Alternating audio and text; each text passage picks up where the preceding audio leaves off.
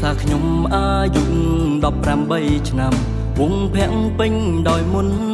ស្នេហ៍ប្រកស្នាលបេងដូងយើងបានស្បត់ស្បាយប៉ុន្តែជួបគ្នាតិចណាស់ម៉ោង12ចេញពីរៀនអង់គ្លេសបងតែដុកមាសមេរាល់ថ្ងៃមិនថាព្រឹកមិនថាពេលថ្ងៃបេះដូងស្រីតែងនៅក្បែរបងពេលវេលាចេញតែរំកិលទៅមុខ3ខែគត់ឈុំបានទាំងតង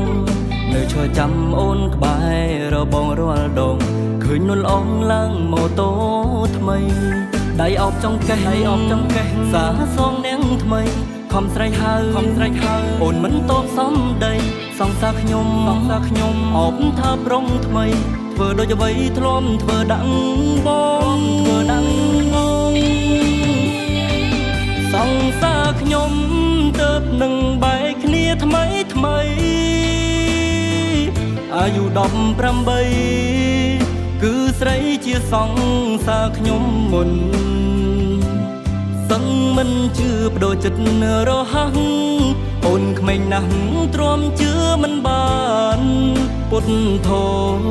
ខ្លួនប្រានវងវែងនឹងលបែងស្នេហ៍ក្បត់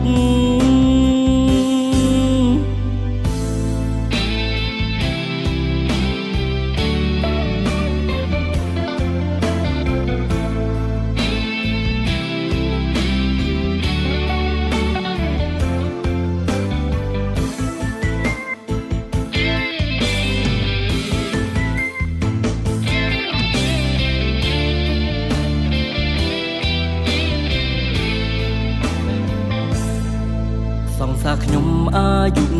18ឆ្នាំវងភាំងពេញដោយមុន